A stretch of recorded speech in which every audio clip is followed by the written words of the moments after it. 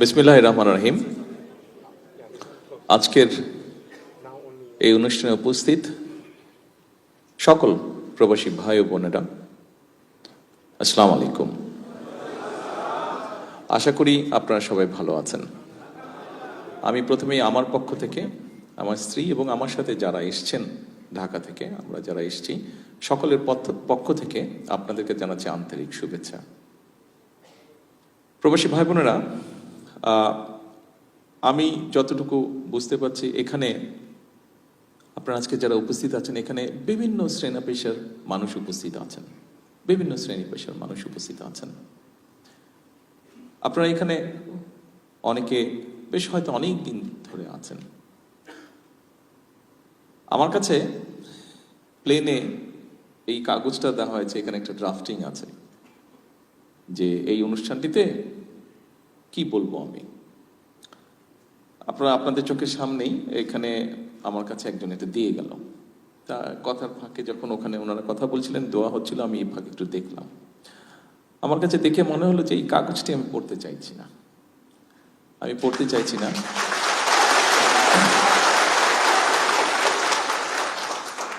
আমি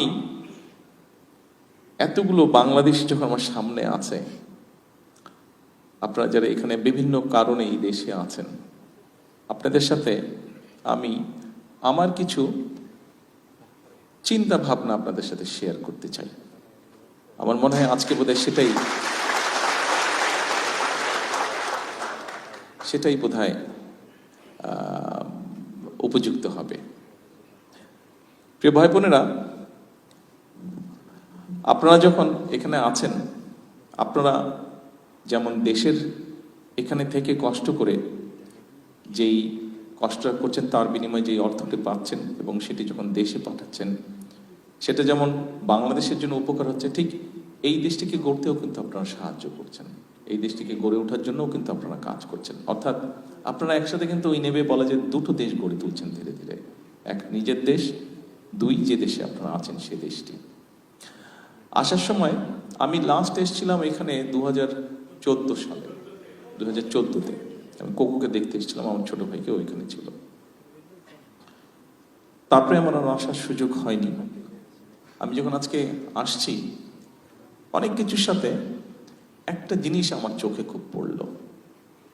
রাস্তাঘাটগুলো অনেক পরিষ্কার ঢাকা থেকে, রাস্তাঘাটগুলো অনেক পরিষ্কার ঢাকা থেকে। শুধু ঢাকাই বা বলি কেন, বাংলাদেশের কম বেশি সকল জায়গা থেকে রাস্তাগুলো, এখানকার রাস্তাগুলো পরিষ্কার। এয়ারপোর্ট থেকে এই পর্যন্ত যখন আসলাম, দেখুন এই রাস্তাগুলো পরিষ্কার যারা রাখতে সহযোগিতা করছে, তাদের মধ্যে কিন্তু আমাদের ভাইরাও আছে। আমার প্রশ্নটা হলো, আমরা যদি বিদেশে পরিষ্কার রাখতে পারি, আমরা কেন দেশে পারবো না? আমরা কেন দেশে পারবো না? আমি এই কথাটাই আপনাদের সাথে শেয়ার করতে চাইছি। আপনারা যারা মালয়েশিয়াতে আছেন, আমাদের আরো বাংলাদেশি ভাইরা, প্রবাসী ভাইরা যারা পৃথিবীর বিভিন্ন দেশে আছেন, সবাই যখন বিদেশে যান, বিদেশে থাকেন, বিদেশে পরিশ্রম করছেন, যে দেশেই আছেন, সেই দেশটিকে যেমন গড়ে তুলতে সাহায্য করছেন, একই সাথে নিজের দেশকেও গড়ে তুলতে সাহায্য করছেন পরোক্ষভাবে। তা আমরা অন্য দেশ যদি গড়ে তুলতে সাহায্য করতে পারি, তা আমরা কেন নিজের দেশ করতে পারবো না? ডেফিনেটলি পারবো। হয়তো আমাদেরকে আরেকটু পরিকল্পনা করতে লাগবে। প্রিয় ভাই বোনেরা, আমি সেরকম বিষয় থেকে আজকে আপনাদের সামনে আমি কতগুলো কথা তুলে ধরতে চাই, আমাদের কিছু চিন্তা ভাবনা। যেমন প্রথমে যদি ধরি যে এই যে মালয়েশিয়া সরকারের আমন্ত্রণে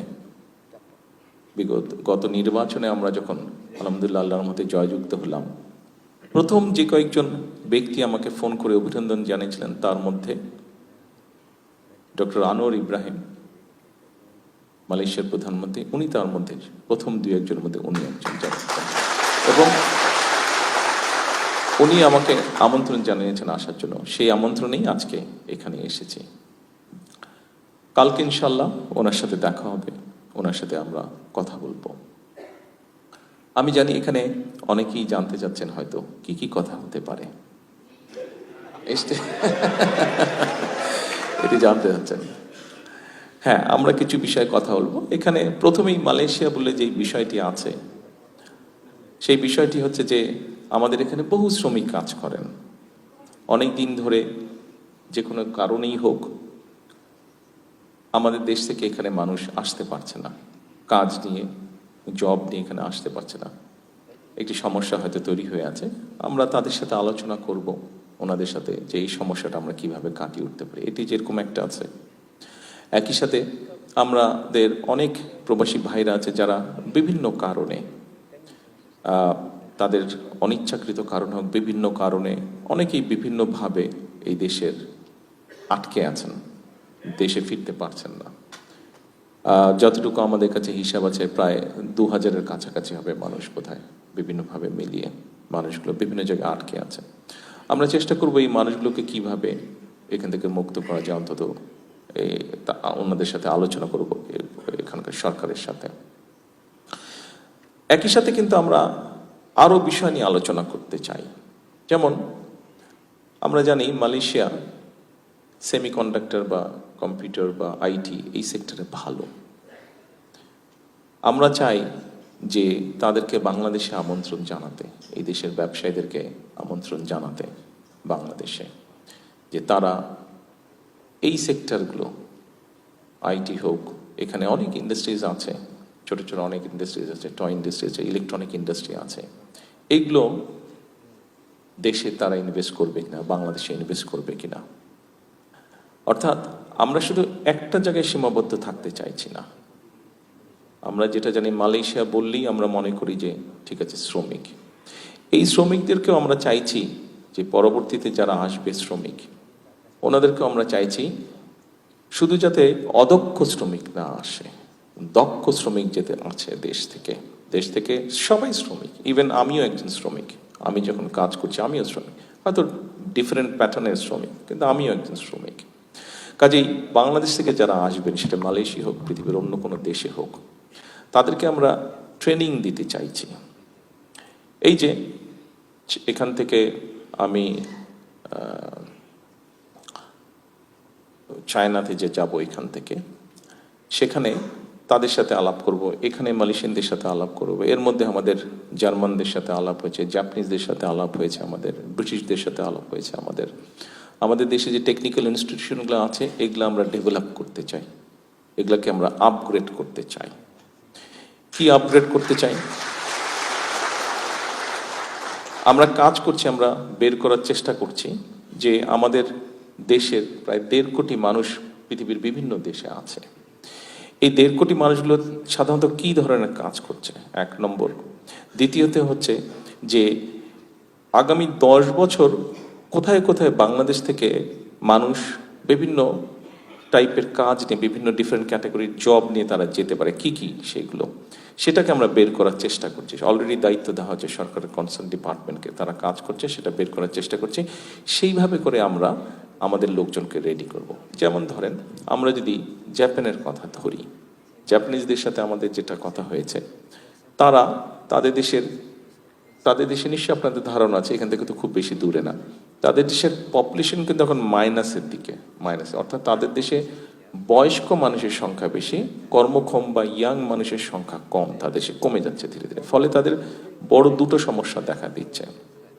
এক, তাদের যে কৃষি জমিগুলো আছে, এই কৃষি জমিগুলোতে তাদের কাজ করার মানুষের সংখ্যা কমে যাচ্ছে, তার পাচ্ছে না। 2, যেহেতু বয়স্ক মানুষের সংখ্যা বেশি, তাদের একটা সমস্যা হচ্ছে তাদের কেয়ারটেকার তারা পাচ্ছে না। বয়স্ক মানুষদেরকে যে লুক আফটার করতে হবে, তাদের মিল ফ্যাক্টরিতে হয়তো রোবট কাজ করছে, কিন্তু রোবট তো আর মানুষকে ওইভাবে টেক কেয়ার করতে পারে না। মানুষের তো হিউম্যান টাচ দরকার, হিউম্যান ফিলিংস দরকার, এখন কেয়ারার দরকার। এখন সেই দেশে যদি আমরা, জাপানে যদি আমরা মানুষ এমনি দিতে চেষ্টা করি, তাহলে কিন্তু তারা নিতে পারবে না। কারণ জাপান, আপনারা জানেন, আমরা মোটামুটি জানি, একটু কনজারভেটিভ সোসাইটি 1 নম্বর, এবং জাপানিজ লোকজন সাধারণত জাপানিজ তাদের নিজস্ব ল্যাঙ্গুয়েজ ছাড়া কথা বলে না। তো এখন আমরা যদি সেখানে মানুষ পাঠাই, তাহলে যেটা আমাদের করতে হবে, তাদের কালচার মিনিমাম একটা ট্রেনিং দিতে হবে, 1 নম্বর। দ্বিতীয়ত, তাদের ফার্মিংটা কি টাইপের হয় সেটা ট্রেনিং দিতে হবে। তৃতীয়ত, হেলথ কেয়ারের যেটা, তাদের কাজটা কি হবে, শুধু পাঠিয়ে দিলে তো হবে না। যদি পুরুষ হোক নারী হোক, যদি হেলথ কেয়ারের হিসাবে যায়, হেলথ কেয়ারের মিনিমাম বেসিক কতগুলো ট্রেনিং আছে, বিভিন্ন ধরনের পেশেন্ট থাকে, বিভিন্ন ধরনের এলডারলি পেশেন্ট থাকে বা এলডারলি লোকজন থাকে, এক একজনের সবার তো এক রকমের হেলথ কেয়ার লাগে না, বিভিন্ন ক্যাটাগরির আছে। এবং সবচেয়ে বড় যে জিনিসটা হচ্ছে ভাষাটা, কাজেই তাদেরকে একটা ভাষা শিক্ষা দিয়ে আমাদেরকে পাঠাতে হবে। কাজে আমরা সেভাবে করে সাজানোর চেষ্টা করছি, একটু সময় লাগবে, আমরা সেভাবে করে গড়ে তোলার চেষ্টা করছি আমাদের ইনস্টিটিউশনের ভাষাগুলোকে। ঠিক একইভাবে ইউরোপের ক্ষেত্রে বলুন, ইভেন আমরা চেষ্টা করছি আগামী, আমাদের এখানে আমাদের লেবার মিনিস্টার সাহেব আছেন বসে, আগামী 1 বছরের মধ্যে আমরা আশা করছি ইনশাল্লাহ মধ্যপ্রাচ্যে আমাদের যে সকল মানুষ যাবেন তাদেরকে আমরা বেসিক অ্যারাবিক ল্যাঙ্গুয়েজ কোর্সটা আমরা শিখিয়ে তাদেরকে পাঠাবো, যাতে করে আমি জানি এখানে ঘরে উপস্থিত আপনাদের পরিচিত কেউ আছে কিনা, যদি পরিচিত কেউ থাকে যারা সৌদি আরবে বা কাতারে বা কুয়েতে এইসব দেশে কাজ করে, খেয়াল জিজ্ঞেস করে দেখবেন কথা প্রসঙ্গে যদি পরিচিত কেউ থাকে। অনেক লোক আছে বাংলাদেশ থেকে, পাকিস্তান থেকে, ইন্ডিয়া থেকে, এই 3 দেশ থেকে ধরেন গিয়েছে, 3 জন ব্যক্তি একই সাথে গিয়েছে, কিন্তু ওই 2 দেশের ব্যক্তি দেখবেন প্রমোশন পেয়ে আগে চলে গেছে, অথবা মালিক যে আছে সে একটু প্রায়োরিটি দেয় ওই দেশে। কেন মালিক প্রায়োরিটি দেয়? কারণ তারা ওই ভাষাগুলা শিখে যায় এবং কিছু এথিক্স আদব কায়দা শিখে যায়। একটা ঘটনা আপনাদেরকে বলি, এক সাউদি ভদ্রলোক, সে একজন ইন্ডিয়ানকে, সে তার বাসার তার যে ছেলে মেয়ে আছে তাদেরকে স্কুল থেকে আনা নেওয়ার জন্য দায়িত্ব দিয়েছে। তার কিন্তু একজন বাংলাদেশিও আছে, কিন্তু বাংলাদেশিকে সে দায়িত্বটা দেয় না, কিন্তু আর সবকিছু মোটামুটি তাকে সুবিধা দিচ্ছে হয়তো। তো একদিন ওই বাংলাদেশি তাকে জিজ্ঞেস করেছে, আচ্ছা বস, আপনি আমাকে বাচ্চাদেরকে দেন না কেন? তো বলে যে, দেখ তুই সবই ভালো, সবকিছু আছে বুঝলাম, কিন্তু তুমি তো ইংরেজি বলতে পারো না, আর ওই যে ইন্ডিয়ানটা আছে ও ইংরেজি বলতে পারে, ফলে যেটা হচ্ছে আমার বাচ্চারা যখন স্কুল থেকে বাসায় আসে তখন কিন্তু তারা ওর সাথে কথা বলে, ও তাদের সাথে কথা বলে, ভালো মন্দ সবকিছু কথা বলতে বলতে আসতে পারে, ওদের কোনো সুবিধা অসুবিধা বলতে পারে, কিন্তু তুমি তো সেটা পারছো না, সেই জন্য তোমাকে আমি ওখানে দিচ্ছি না। আমি আপনাদেরকে একটা ছোট্ট উদাহরণ দিলাম যে এই সমস্যাগুলো হয়। তো আমরা যদি আমাদের যারা যায় বিভিন্ন, যেমন কাতারে খুব সম্ভব তাই তো, কাতারে না 6,000 ড্রাইভার নেবে, তাদেরকে এখন ট্রেনিং দেওয়া হবে, তাদেরকে লোকাল ল্যাঙ্গুয়েজ শেখানো হবে, তাদেরকে একটা বেসিক ইংলিশ কোর্স দেওয়া হবে, আর এমনি যেগুলো টেকনিক্যাল ট্রেনিং আছে সেগুলো দেওয়া হবে। তার ফলে আমরা যদি আমাদের মানুষদেরকে এইভাবে প্রস্তুত করে পাঠাতে পারি তাহলে কি হবে, ভ্যালু অ্যাড, অর্থাৎ আপনি তো পরিশ্রম করছেন, 8 ঘন্টা হোক, 10 ঘন্টা হোক, 12 ঘন্টা হোক, আপনি পরিশ্রম করছেন, 15 ঘন্টা হোক পরিশ্রম করছেন, কিন্তু আপনি যদি ভ্যালু অ্যাড করতে পারেন, অর্থাৎ আপনার মধ্যে যদি ট্রেনিং থাকে কোনো, আপনার মধ্যে সেই দক্ষতা যদি থাকে, তাহলে যেটা সম্ভব হবে সেটা হচ্ছে যে আপনি যদি এখন ঘন্টায় 100 টাকা পান, তখন আপনি ঘন্টায় 300 টাকা পাবেন। সেটা আপনার জন্য লাভ হচ্ছে, আপনার পরিবারের জন্য লাভ হচ্ছে, আর আলটিমেটলি দেশের জন্য তো অবশ্যই লাভ হচ্ছে। তো আমাদের এখন গোলটা হচ্ছে এটা, আমরা বাংলাদেশ থেকে যে সকল দেশে প্রবাসী আমাদের যারা বিভিন্ন ক্যাটাগরির মানুষ যারা যান, আমরা চাচ্ছি এনাদেরকে আমরা এইভাবে ট্রেনিং দিতে, এইভাবে ট্রেনিং দিয়ে পাঠাতে, অর্থাৎ এই সেক্টরটাকে ধীরে ধীরে আমরা গড়ে তুলতে। এখন আসুন, এটা গেলে সংক্ষেপে একটি বিষয়, আমাদের আরেকটি চিন্তা ভাবনার কথা আপনাদের সামনে তুলে ধরি। যেহেতু বিদেশে আছেন, সারাক্ষণ মন তো দেশে পড়েই থাকে সবার, হয়তো অনেকেরই ফ্যামিলি আছে, তারপরেও দেশে মন পড়ে থাকে, হয়তো প্রতি 15-20 মিনিট, আধা ঘন্টা, 1 ঘন্টা অন্তর অন্তর মাঝে মাঝে ফ্যামিলির সাথে হয়তো টুকটাক মেসেজ আদান প্রদান করছেনই আপনারা কম বেশি সবাই। এখন নিশ্চয়ই আপনারা একটা ইনসিডেন্ট বা ঘটনা তো না, একটা অনুষ্ঠান গতকাল নিশ্চয়ই আপনারা দেখেছেন, আর্মি স্টেডিয়ামে একটা অনুষ্ঠান হয়েছে। আর্মি স্টেডিয়ামে এয়ারপোর্ট থেকে যাওয়ার পথে নিশ্চয়ই দেখেছেন সবাই আর্মি স্টেডিয়াম, সেখানে একটা অনুষ্ঠান হয়েছে এবং সেখানে প্রাইমারি স্কুলের বাচ্চাদের একটা ফুটবল খেলা হয়েছে। এই খবরটা নিশ্চয়ই আপনারা দেখেছেন, গতকাল হয়েছে, আজকের পত্র থেকে এসছে। এখন আপনারা বলতে পারেন যে এটা কি এমন গুরুত্বপূর্ণ খবর, যারা দেখেছেন বা ডিটেলটা দেখেছেন তাদের হয়তো জানা আছে, সবার না জানা যেহেতু হয়তো নেই, সেই জন্য আমি কথাটা বলি। এই যে অনুষ্ঠানটি হয়েছে, প্রাইমারি গোল্ড কাপ যে ফুটবল টুর্নামেন্টটা হয়েছে, এই অনুষ্ঠানতে আপনারা জানেন সারা বাংলাদেশে প্রাইমারি স্কুলের 22 লক্ষ বাচ্চা পার্টিসিপেট করেছিল, 22 লক্ষ বাচ্চা। এবং এই 22 লক্ষ বাচ্চা যে পার্টিসিপেট করেছিল, এখানে ইভেন্ট হয়েছিল 1,23,000টা ইভেন্ট হয়েছিল। আপনারা বলতে পারেন, হয়তো অনেকেই প্রশ্ন করতে পারে, ঠিক আছে ভালো কথা হলো, একটা বড় অনুষ্ঠান হচ্ছে, বাচ্চাদের প্রাইমারি স্কুলের বাচ্চাদের অনুষ্ঠান হচ্ছে, ফুটবল খেলেছে। লক্ষ্য কিন্তু সেটা না, লক্ষ্যটা কিন্তু অন্য জায়গায়। অর্থাৎ দেখুন, একটা সমস্যা, এটা পৃথিবীর অনেক দেশেই আছে, বাংলাদেশেও একটা আছে, এই সমস্যাটা আছে। এখন এই সমস্যাটাকে তো আপনাকে অ্যাড্রেস করতে হবে এবং একই সাথে আপনাকে আরো অনেকগুলো পরিকল্পনা চিন্তা করতে হবে। আসুন সমস্যা কি সেটা আমরা তুলে ধরি সংক্ষেপে। সমস্যাটা হচ্ছে ড্রাগের একটা সমস্যা, আপনারা জানেন কম বেশি আমাদের সমাজে আছে। এখন একটা বাচ্চা, সে প্রাইমারি স্কুলের বাচ্চা হোক, সে সেকেন্ডারি স্কুলের বাচ্চা হোক, ইন্টারমিডিয়েট লেভেলের বাচ্চা হোক, অর্থাৎ বয়সটা কত, 8 বছর, 15 বছর, 20 বছর, 22 বছর, এই যে বাচ্চাটা, এই এই এই বয়সের বাচ্চারা যারা, এদের কিন্তু মানসিক এবং শারীরিক অসম্ভব এনার্জি থাকে। আমরা এই বয়সটা পার হয়ে এসেছি, কাজে আমরা জানি এই গাছে উঠে যাচ্ছে, এই দেওয়ালে উঠে যাচ্ছে, এই পুকুরে ঝাঁপ দিচ্ছি, কিছু একটা করছি, মানে অর্থাৎ কিছু একটা করতে ইচ্ছা করে, সারাক্ষণ মাইন্ড কাজ করছে, মন কাজ করছে, সারাক্ষণ ব্রেন কাজ করছে, এবং আমরা সেটা তো বার্ন করতে হবে কোথাও। এখন দেখেন দেশে খেলার মাঠগুলো হয় দখল হয়ে গিয়েছে, এই গল্প বললে তো আর লাভ নাই, এটা কম বেশি সবাই আমরা জানি। খেলার মাঠ বলতে গেলে নেই দেশে। আচ্ছা, শহরগুলোতে বলতে গেলে ঢাকা শহরে তো নেই, বড় শহরগুলোতেও খুব লিমিটেড। এখন এই বাচ্চাগুলোকে তো আপনার একটা এভিনিউ দিতে হবে, তাদের যে এনার্জিটা, মানসিক এবং শারীরিক যে এনার্জিটা, তো বার্ন করার জায়গা দিতে হবে।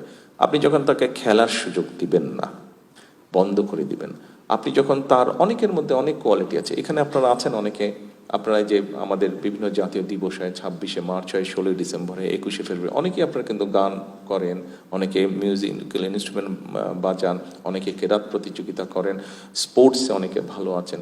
এই যে আপনাদের মধ্যে এই কোয়ালিটিগুলো, একটা মানুষ, বাচ্চারা যারা আছে, যে বাচ্চাগুলোর আমি কথা বললাম, এই বাচ্চাগুলোর মধ্যে তো এই এনার্জিটা আছে এবং তাদের এই কোয়ালিটি আছে। অনেকের কারো গান শিখতে ইচ্ছা করে, কারো নাচ শিখতে করে, কারো ছবি আঁকতে ইচ্ছা করে, কারো কবিতা আবৃত্তি করতে ইচ্ছা করে, কারো কেরাত প্রতিযোগিতা করতে ইচ্ছা করে। এখন আমাদের এরা আমাদের সন্তান, আমাদের ভবিষ্যৎ, আমাদেরকে তো উপায় বের করে দিতে হবে যে সে যাতে সঠিক ডাইরেকশনে থাকে। এরকমই একটি ডাইরেকশন হচ্ছে, আমরা চাইছি যে আমাদের বাচ্চাদেরকে আমরা খেলার মাঠে ফিরে নিয়ে আসি। সারাদিন ফেসবুক থাকা অথবা অন্য কোনো আকর্ষণ থেকে, অন্য কোনো কিছুর ভিতর থেকে আমরা আস্তে আস্তে আমাদের জেনারেশনটাকে নিয়ে আসি প্রোডাক্টিভিটিতে। এবং সে কারণেই এই প্রাইমারি স্কুলে আমরা খেলার আয়োজন করেছি। শুধু তো ফুটবল হয়েছে, ইনশাল্লাহ অন্য স্পোর্টস, অর্থাৎ একটি বাচ্চা, আমাদের মূল যেটি পরিকল্পনা হচ্ছে, লং টার্ম যেটি পরিকল্পনা হচ্ছে, একটি বাচ্চা, এখানে আপনাদের যাদের ফ্যামিলি আছে, যাদের ছেলেমেয়েরা আছে স্কুলে, আপনি দেখেন বাচ্চা যখন সকালে স্কুলে যাচ্ছে, খেলাধুলা লেখাপড়া সব করে যখন সে বিকেলে বা সন্ধ্যায় বাসায় আছে, তখন কিন্তু সে অসম্ভব টায়ার্ড থাকছে, কোনো রকমে হোমওয়ার্কটা করে ধাপাস ঘুমিয়ে পড়ছে সে, তাই না? তাই তো বিষয়টা। অর্থাৎ আমরা চাইছি আমাদের বাচ্চারা সকালবেলা যাবে, স্কুল করবে, খেলাধুলা করবে, অথবা অন্য যা তার যেই কোয়ালিটি থাকবে, যেই এক্সট্রা ক্যারিকুলামের কোয়ালিটি থাকবে, সেইটার সুযোগ তাকে দেওয়া হবে। অর্থাৎ একটা প্রোডাক্টিভ ভাবে তার টাইমটা, তার মেধাটা, তার শক্তিটা, সবকিছু সে একটা প্রোডাক্টিভ কিছুতে প্রয়োগ করে। সেই ফেসবুক বলেন, ইন্টারনেট বলেন, বা অন্য খারাপ কিছু বলেন, সেখান থেকে ধীরে ধীরে ধীরে ধীরে এদেরকে বের করে নিয়ে আসা। অর্থাৎ আমরা আসার সময় যে সাইনবোর্ডটা দেখলাম, এডুকেশন ফার্স্ট না কি জানি একটা দেখলাম না, তুমি দেখালে যে, হ্যাঁ, এডুকেশন ফার্স্ট, এখানে আসার সময় নিশ্চয়ই আপনাদের চোখে পড়েছে, আমি দেখিনি, জুবায়দা উনি দেখেছেন, একটা সাইনবোর্ড কোনো এক জায়গায় এয়ারপোর্ট রোডে লেখা ছিল এডুকেশন ফার্স্ট, এডুকেশন ফার্স্ট, বিরাট একটা জায়গায় লেখা ছিল, উনি আমাকে বললেন এডুকেশন ফার্স্ট। অর্থাৎ আমাদের টার্গেটটা হচ্ছে এটা। আমাদের বাচ্চাদের মধ্যে, আমরা অন্য দেশের প্লেয়ারদেরকে নিয়ে গল্প করি, দেখেন রিসেন্টলি আমাদের ইয়াং মেয়েরা বলেন, ছেলেরা বলেন, ক্রিকেট বলেন, ফুটবল বলেন, ভালো করছে, কিন্তু ইন্টারন্যাশনাল এভিনিউতে আমাদের ছেলেমেয়েরা কিন্তু ভালো করছে। দেখেন যখন আপনি পত্রিকা পড়েন যে মেয়েরা ফুটবলে চ্যাম্পিয়ন হয়েছে, ছেলেরা ক্রিকেটে ভালো করেছে, ভালো লাগে না নিজের কাছে? নিজে তো ভালো, তো এটা তো আমাদেরই সন্তান। আমাদের লক্ষ্যটা ওটাই হচ্ছে, অর্থাৎ আমরা আমাদের বাচ্চাদেরকে খেলাধুলায় নিয়ে যেতে চাইছি, যে খেলুক। আমরা স্কুল থেকে, সরকার থেকে ব্যবস্থা করবো, স্কুলগুলোতে বিভিন্ন রকম খেলার ব্যবস্থা করব।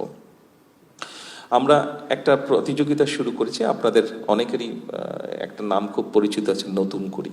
এটা শহীদ রাষ্ট্রপতি জিয়াউর রহমান কারিকুলাম ছিল, গান, কবি, ছবি আঁকা, এগুলা ছিল। এটার সাথে আমরা নতুন একটা অ্যাড করেছি, নতুন একটা সাবজেক্ট অ্যাড করেছি, সেটা হচ্ছে স্পোর্টস। নতুন করিতে ওটা আছে, এটা স্পোর্টস।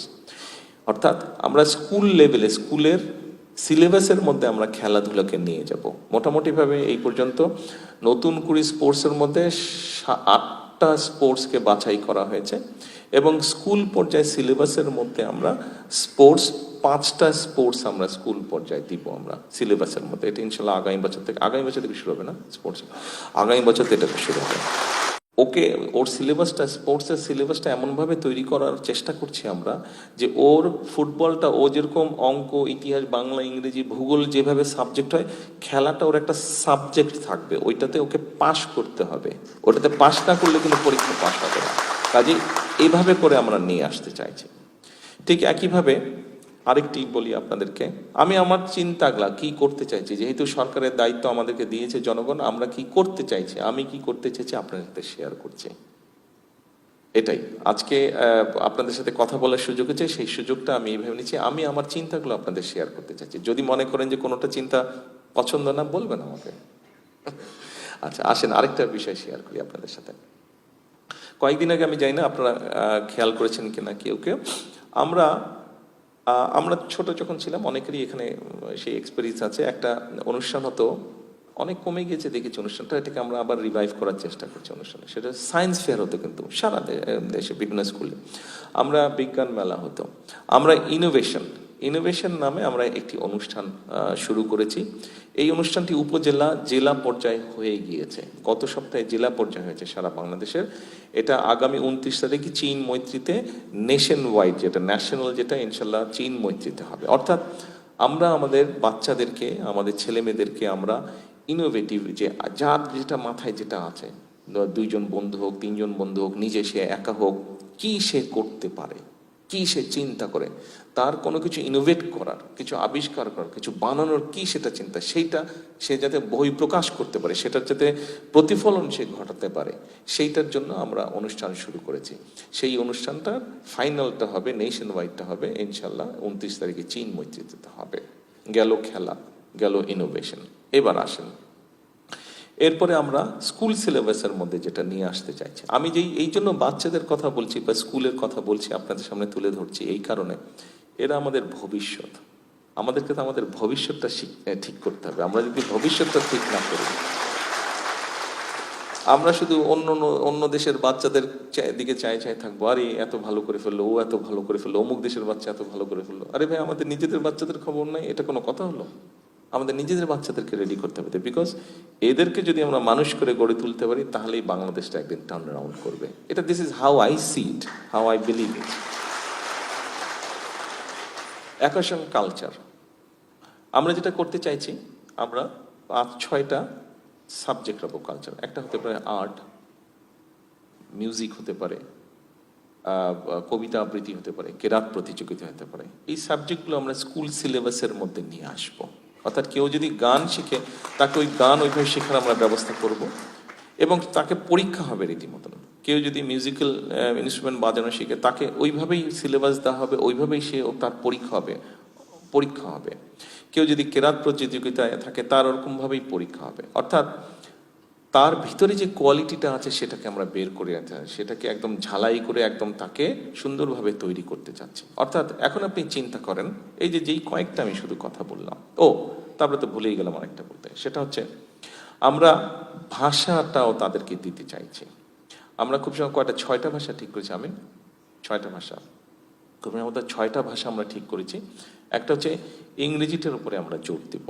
আমাদের বাচ্চার মানি না মানি, হয়তো শহর পর্যায়ে প্রাইভেট স্কুলে যেই বাচ্চাগুলো পড়ে, তাদের ইংরেজি হয়তো ভালো, কিন্তু আপনি সরকারি স্কুলগুলোতে যান, সেটি ঢাকা শহরে হোক, সেটি জেলা পর্যায়ে হোক, উপজেলা পর্যায়ে বা গ্রাম পর্যায়ে, বাদই দিলাম, সিরিয়াস অবস্থা, ডেঞ্জারাস অবস্থা।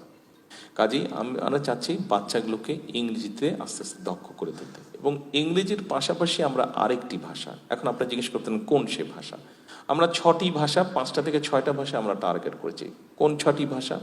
এক হচ্ছে অ্যারাবিক, 2 হচ্ছে জাপানিজ, 3 হচ্ছে ম্যান্ডারিন। 3 হচ্ছে, আপনারা অনেকেই ম্যান্ডারিনের সাথে পরিচিত। ম্যান্ডারিনের ভাষা কিন্তু বাড়ছে ওদের, যেহেতু যারা পৃথিবীতে ব্যবসা বাণিজ্য সবকিছু বাড়ছে, ম্যান্ডারিন ভাষা বাড়ছে, প্রয়োগটা বাড়ছে, ব্যবহারটা বাড়ছে। ম্যান্ডারিন 3, 4 হচ্ছে জার্মান, বললাম জার্মান, অ্যান্ড ইটালিয়ান ল্যাঙ্গুয়েজ, বোধহয় 5 ইটালিয়ান ল্যাঙ্গুয়েজ। এই 5টা ভাষা আমরা বাচ্চাদের, যে বাচ্চা 5টাই শিখবে, যে নট দ্যাট, সে যে 5টা শিখবে নট দ্যাট, এখন তার যেটা ইচ্ছা সে শিখবে, বাট ইংরেজিটা তাকে শিখতে হবে, ইংরেজির সাথে আরেকটা ভাষা সে শিখবে, সেটা এই যে কটা বললাম এর মধ্যে একটা হতে পারে। এখন আপনি চিন্তা করে দেখেন, আপনি একটা জিনিস চিন্তা করে দেখেন, আমি জিনিসটা এইভাবে চিন্তা করছি।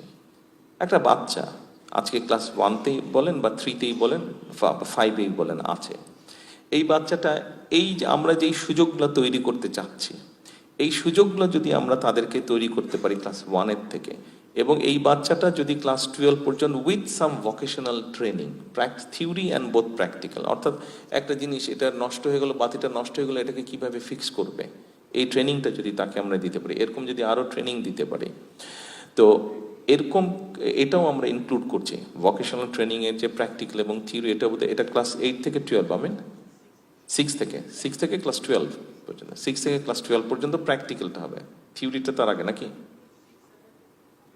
ও 6-7 থিওরি, 8 থেকে, হ্যাঁ, এই 6-7 থিওরি ওই বোর্ডের মধ্যে আছে, তো ওই জন্য ওকে মাঝে মাঝে জিজ্ঞেস করছি আমি। তো 6-7 হচ্ছে থিওরি, এবং তারপরে 8-9-10 প্র্যাকটিক্যাল। তো এখন চিন্তা করেন, একটা বাচ্চা এতক্ষণ যেই গল্পগুলো আপনাদেরকে বললাম, গল্প না আসলে, গল্প শব্দটা আমি বলেছি, গল্প না, এগুলো হচ্ছে আমাদের পরিকল্পনা, এবং আমরা ইনশাল্লাহ এগুলোকে বাস্তবায়ন করব, কাজ শুরু করে ফেলেছি আমরা। এখন কাজের আউটপুটটা পেতে একটু সময় লাগবে, কারণ সিলেবাসগুলোকে গুছাতে হবে। আপনি চিন্তা করেন, আপনি যদি ফুটবলের জন্য 5,000 টিচার নেন, বাস্কেটবলের জন্য 5,000 টিচার নেন, ভলিবলের জন্য 5,000 টিচার নেন, মানে 15,000 টিচার। এই 15,000 টিচারও তো আমাকে বের করতে হবে, 15,000 টিচার আমাকে রিক্রুট করতে হবে, 15,000 টিচারকে কীভাবে আমরা বেতন ভাতা দিয়ে দিব, সেটা একটা বিষয় আছে। তারপরে যদি চিন্তা করেন যে কালচার, এখন যে গানের টিচার বের করতে হবে ধরেন 5,000, কবিতা আবৃত্তির টিচার বের করতে হবে 5,000, আর্টের টিচার বের করতে হবে 5,000, গেল 15,000, 15 30,000। তারপরে খেলা গেল, কালচার গেল। এখন যদি আপনি অন্য আরো সাবজেক্ট যেগুলো থাকে, ভাষার টিচার, যেমন আমরা জাপানিজ ভাষার টিচার বাংলাদেশে পাচ্ছি না, এখন আমরা চেষ্টা করছি অনলাইনে জাপানের সাথে কানেক্ট করে কি করা যায়। ইটালিয়ান পেয়েছি আমরা, তো আমরা এনাফ টিচার পাচ্ছি না, সেই জন্য একটু সময় লাগছে, কিন্তু দেশের ভিতর থেকে আমরা চেষ্টা করছি টিচারগুলো, অর্থাৎ কাজগুলো শুরু হয়ে গিয়েছে, কাজগুলো শুরু করেছে। ইনশাল্লাহ আমরা আশা করছি আল্লাহর রহমতে যদি ঠিকঠাক মতো এগোতে পারি, আগামী বছর থেকে এই সিলেবাসটা ইন্ট্রোডিউস হচ্ছে, আগামী বছর থেকে। আচ্ছা, তো এখন আপনারা চিন্তা করে দেখেন জিনিসটা, এই ঘরে যারা আছেন, আপনাদের প্রত্যেকের ঘরেই, নিজেরই হোক, ভাইয়ের হোক, পরিবারের অন্য আপনজনের হোক, বোনের হোক, ছোট সন্তান আছে, প্রাইমারি স্কুলে বা সেকেন্ডারি স্কুলে জানা যায়, আপনারা এখানে প্রত্যেকের আছে, হয় নিজের প্রাইমারি স্কুল বা সেকেন্ডারি স্কুলের নিজের সন্তান আছে, অথবা ভাই বোন আত্মীয় স্বজনের সন্তান আছে।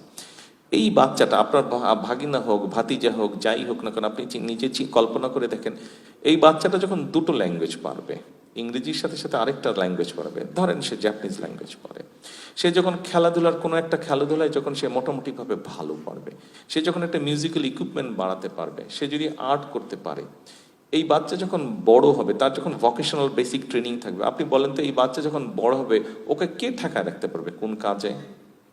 সেটা দেশের ভিতরেই হোক, দেশের বাইরেই হোক, ওকে কাজে কে ঠেকিয়ে রাখতে পারবে? ওকে তো খুব ডিফিকাল্ট ওকে রাখা, ও যে কোনো দেশের যে কোনো বাচ্চার সাথে সে কম্পিট করতে পারবে। কাজেই আমাদের শিক্ষা নিয়ে, আমাদের বর্তমান ভবিষ্যৎ যারা, তাদেরকে নিয়ে আমাদের চিন্তা ভাবনা হচ্ছে এইটা। আমি আপনাদেরকে অনেক কিছু বলতে পারতাম, কিন্তু আপনাদেরকে আমি ভবিষ্যৎ আমি কিভাবে চিন্তা করছি, আমাদের যারা ভবিষ্যৎ দেশ গড়ে তুলবে। যেমন গতকালকে আমি বাচ্চাদেরকে যখন অ্যাড্রেস করছিলাম, আমি তো ওদেরকে একটা কথা বলেছিলাম, আমরা তো বুড়ো হয়ে যাচ্ছি, নেক্সট টার্ম তোমাদেরকে রেডি হতে হবে। আমি জিনিসটা ওভাবে দেখি, জিনিসটা ওভাবে বিশ্বাস করি বলেই আমি কথাটা ওইভাবে বলেছি, এবং জিনিসটা ওভাবে বিশ্বাস করি বলেই আমাদের পরিকল্পনাটা আমরা এইভাবে সাজাচ্ছি। এখন এরপরে আসুন, আমার আরেকটি কাজ বা চিন্তা ভাবনা আপনাদের সাথে আমি শেয়ার করতে চাই। সেটি হচ্ছে, এর মধ্যে আপনারা দেখেছেন আমরা সারা বাংলাদেশে খাল কাটার কর্মসূচি দিয়েছি। দেখলাম ব্যাপারটা নিয়ে অনেকে বেশ হাসি ঠাট্টা করছে। আমার পরিষ্কার মনে আছে, আব্বা যখন শুরু করেছিলেন তখন তো অনেক ইয়াং ছিলাম আমি, কিন্তু মনে আছে পরিষ্কার যে একদিন আমি পেপারেই পড়ছিলাম যে তখনকার তৎকালীন অপোজিশনের কেউ একজন বলছে জিয়া রহমান খাল কেটে কুমির নিয়ে আসবে। তো দেখলাম ইদানিংও অনেকে এরকম কিছু কিছু কথাবার্তা বলছে। তো কথাবার্তা বলছে, ঠিক আছে বলবি, সবাই তো আর আমাদের মতন বলবে না, যার যেটা ইচ্ছা বলুক, কিন্তু আমাদেরকে আমাদের কাজটা করতে হবে। এর মধ্যে আমি দেখলাম বেশ কয়েকটি টিভি চ্যানেল এবং অনলাইন নিউজও আমি দেখলাম যে তারা নিউজ করছে, বিভিন্ন জায়গায় আমরা খাল কাটা যে শুরু করেছি, আমরা তো খাল কাটা শুরু করলাম রোজার থেকে, খুব বেশি টাইম আমরা পাইনি কারণ বর্ষা চলে এসছে, অনেকগুলো খাল, বাট মোটামুটিভাবে বেশ এই পর্যন্ত 1000 কিলোমিটারের মতন সারা দেশে খাল কাটা হয়েছে। আমাদের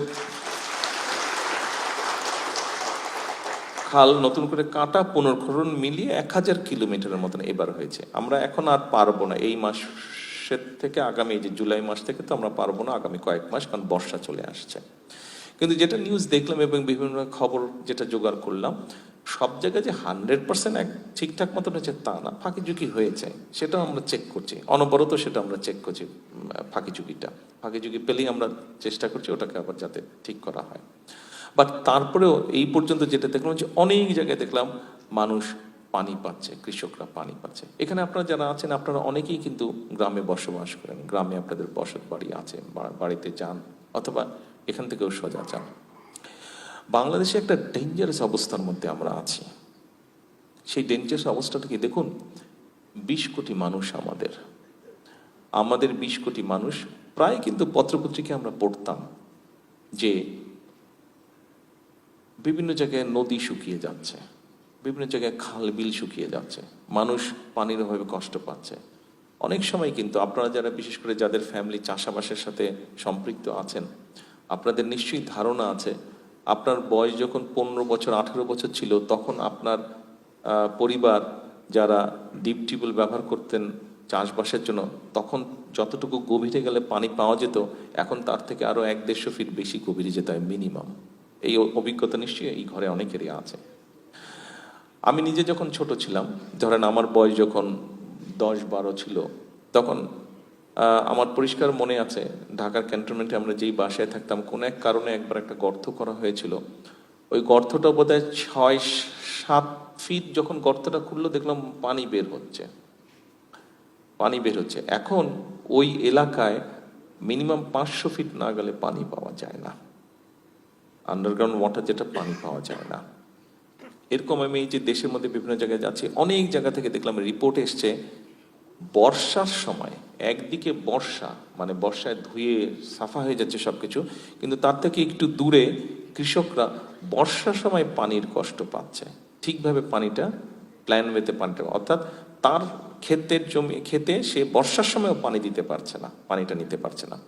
তখন আপনি চিন্তা করে দেখেন, এই যে নদী নালা খাল বিল শুকিয়ে যাচ্ছে, নদীগুলা ভরাট হয়ে যাচ্ছে, বর্ষার সময় পানি আসছে 7 দিন 10 দিন পানি থাকছে, 2 সপ্তাহ ম্যাক্সিমাম 3 সপ্তাহ পরে পানি নাই আবার।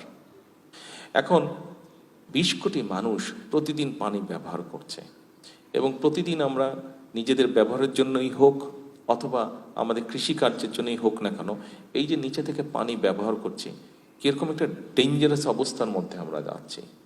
প্রতিদিন 20 কোটি মানুষের কি পরিমাণ পানি লাগে, এভারেজে একটা মানুষের সাধারণত প্রতিদিন 100 লিটার +- 100 লিটার মতন পানি ব্যবহার করে। তাহলে 20 কোটি মানুষ কত লিটার পানি ব্যবহার করে আপনি চিন্তা করে দেখুন। একটা জিনিস খেয়াল করে দেখবেন, বাংলাদেশে যাদের বাড়িঘরগুলো ওয়াটার বডি থেকে একটু দূরে, কোনো নদী পুকুর খালের থেকে দূরে, আপনি খেয়াল করে দেখবেন সেই এলাকার মানুষগুলোর কিন্তু স্কিন ডিজিজ বেশি হয়। কারণ হচ্ছে তারা এনাফ পানি পায় না, ফলে ঠিকভাবে হাত মুখ ধুতে পারছে না, গোসল করতে পারছে না, ফলে আস্তে আস্তে স্কিন ডিজিজ হয় ওইসব এলাকায় বা ওইসব ফ্যামিলিতে স্কিন ডিজিজ সমস্যা থাকে। এখন এই যে দেখেন স্কিন ডিজিজে মানুষের কষ্টের কথা বললাম, দৈনন্দিন কষ্টের কথা বললাম, পানি ব্যবহারের অসুখ বিসুখের কথা বললাম, কৃষির কথা বললাম, আমাদেরকে তো এটার একটা সলিউশন বের করতে হবে। আপনাদের নিশ্চয়ই মনে আছে একটা ঘটনা, কম বেশি এই 5ই আগস্টের পরে, মাসটা হচ্ছে অগস্ট, তো ওই মাসের ওই বছরের বোধহয় খুব সম্ভব সেপ্টেম্বর মাসে হবে বোধহয়, খুব সম্ভব আপনার নোয়াখালী এলাকার দিকে বিরাট একটা বন্যা হয়েছিল। নোয়াখালী, লক্ষ্মীপুর, ফেনী 3টা জেলা মিলে বিশাল বন্যা হয়েছিল। নিশ্চয়ই আপনাদের অনেকেরই মনে আছে বন্যার কথাটা।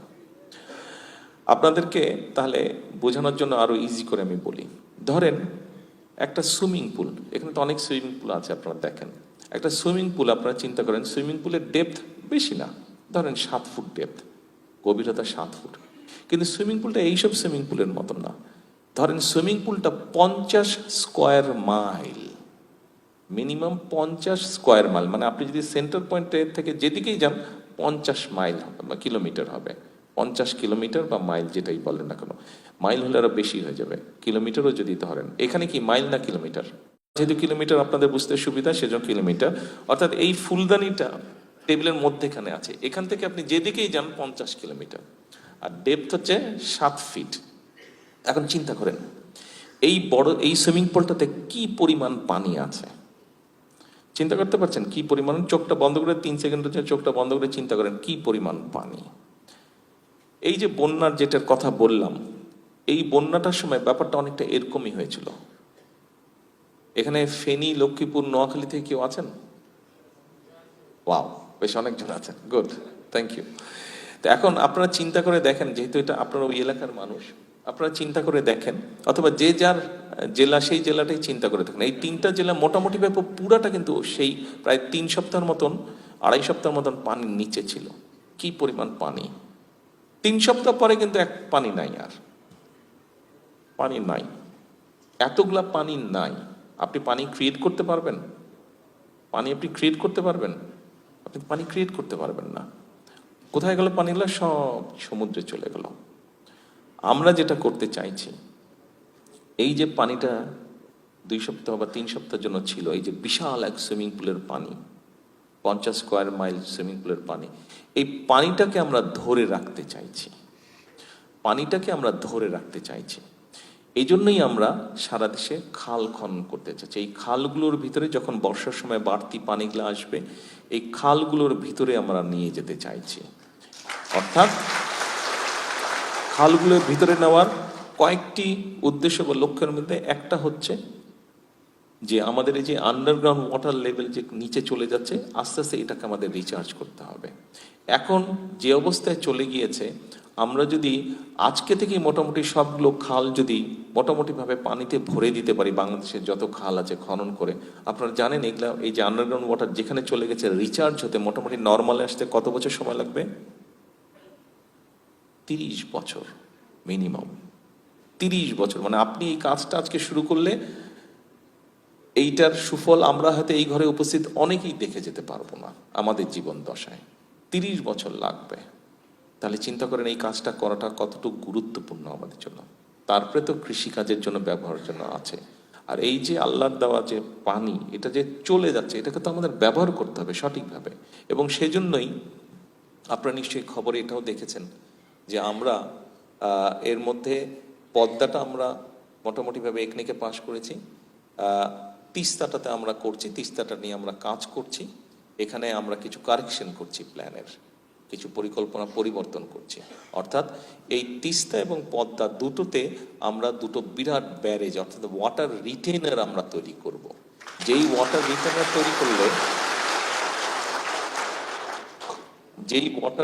তৈরি করলে আমরা লক্ষ লক্ষ টন পানি বর্ষার সময় আমরা ধরে রাখতে পারবো। ড্রাই সিজনে এটিকে আমরা আমাদের সুবিধা মতন আস্তে আস্তে আমরা এটিকে আমরা ছাড়বো। বিশেষ করে পদ্মাটা আমাদের জন্য খুব গুরুত্বপূর্ণ, এই জন্য তিস্তার মতন পদ্মা দুটোই গুরুত্বপূর্ণ। পদ্মাটা আমাদের গুরুত্বপূর্ণ, পদ্মার সাথে যেই পানিটা গেছে, পদ্মা নদী দিয়ে যমুনা নদীতে যেই পানিটার বঙ্গোপসাগরে পুরা গিয়ে পড়েছে, এই পানিটাকে যদি আমরা ফ্লোটা ঠিক করে ছেড়ে দিতে পারি, তাহলে এখন এই ফ্লোটা কমে যাওয়ার কারণে সমুদ্রের পানি ভিতরে ঢুকছে, সুন্দরবনের ওদিক দিয়ে ভিতরে ঢুকছে। ফলে হচ্ছে কি সবকিছু নোনতা হয়ে আমাদের কৃষি জমিতে আরম্ভ করে সবকিছু নষ্ট হয়ে যাচ্ছে, গাছপালাগুলো নষ্ট হয়ে যাচ্ছে, ওখানকার পশু পাখিকে এফেক্ট হচ্ছে। কিন্তু আমরা যদি এই বিরাট ওয়াটার রিটেনারটা তৈরি করতে পারি, তখন এখান থেকে আমরা মেজার ওয়েতে আমরা পানি ছাড়তে পারবো। ফলে ওই প্রেশারটাকে তখন আমরা ম্যানেজ করতে পারবো, ওই প্রেশারটাকে ব্যালেন্স করতে পারলে সমুদ্রের পানিটা তখন আর ভিতরে ঢুকবে না। ফলে জিনিসটা আস্তে আস্তে আস্তে আবার আমরা হয়তো ঠিক করে আনতে পারবো। ঠিক একইভাবে আমরা তিস্তাতে এখন যেরকম আছে, তিস্তা ব্যারেজ আছে, তিস্তার ভিতরে আমরা খালগুলোতে পানি নিয়ে যেতে পারবো, কিন্তু এনাফ না সেটা।